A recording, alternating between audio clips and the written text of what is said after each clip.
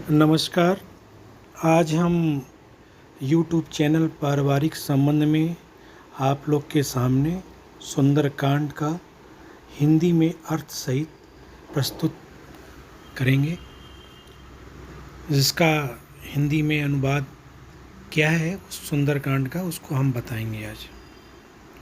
सुंदरकांड गोस्वामी तुलसीदास द्वारा रचित रामचरितमानस का 5वां भाग है, जो भगवान हनुमान के साहस और भक्ति को दर्शाता है। यह रामायण का एक महत्वपूर्ण हिस्सा है और इसका पाठ करने से कई लाभ होते हैं। सर्वप्रथम इसमें भगवान राम का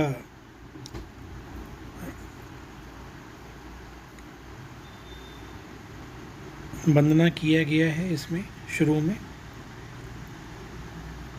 उसके बाद फिर हनुमान जी के बल के बारे में बताया जाता है।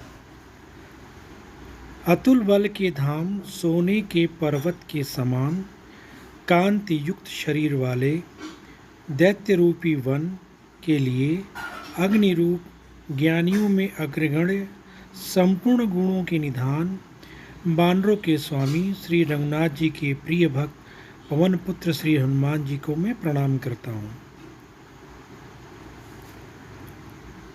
जामवंत के सुंदर वचन सुनकर हनुमान जी के हृदय को बहुत ही भाए।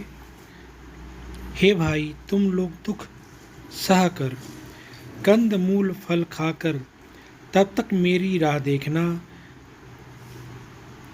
जब तक मैं सीता जी को देखकर लौट ना आऊँ। काम अवश्य होगा, क्योंकि मुझे बहुत ही हर्ष हो रहा है।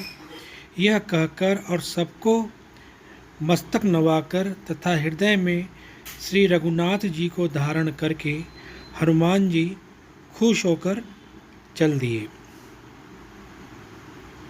समुद्र के नज़दीक पहुंचने पर वहाँ पे एक सुंदर पर्वत था। हनुमान जी खेल से ही कूदकर उसके ऊपर जा चढ़े और बार बार श्री रघुवीर श्री रामचंद्र जी का स्मरण करके अत्यंत बलवान हनुमान जी उस पर बड़े तेजी से पहाड़ पर उछल पड़े। जिस पर्वत पर हनुमान जी पैर रख कर चले, वह तुरंत ही पाताल में धंस गया। जैसे श्री रघुनाथ जी का अमोघ बाण चलता है, उसी तरह हनुमान जी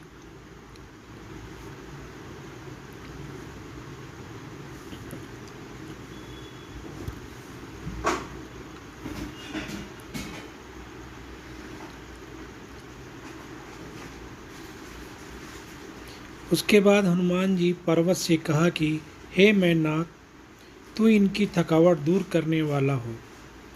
हनुमान जी ने उसे हाथ से छू दिया, फिर प्रणाम करके कहा, भाई, श्री रामचंद्र जी का काम किए बिना मुझे विश्राम कहाँ। देवताओं ने पवन पुत्र हनुमान जी को जाते हुए देखा। उनकी विशेष बल बुद्धि को जानने के लिए उन्होंने सुरसा नामक एक राक्षसी माता को भेजा। उसने आकर हनुमान जी से यह बात कही, आज देवताओं ने मुझे भोजन दिया है।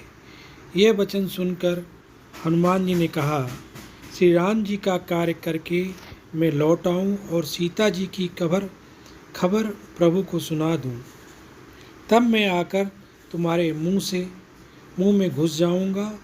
हे माता, मैं सत्य कहता हूँ, अभी मुझे जाने दें।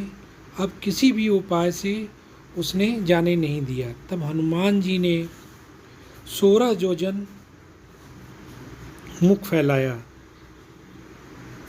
हनुमान जी ने अपने शरीर को उससे दूना बढ़ा दिया। उसने 16 योजन का मुख किया। हनुमान जी तुरंत ही 32 योजन के हो गए।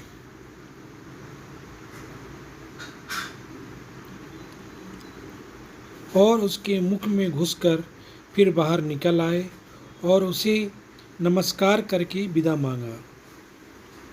मैंने तुम्हारे बल बुद्धि का भेद पा लिया।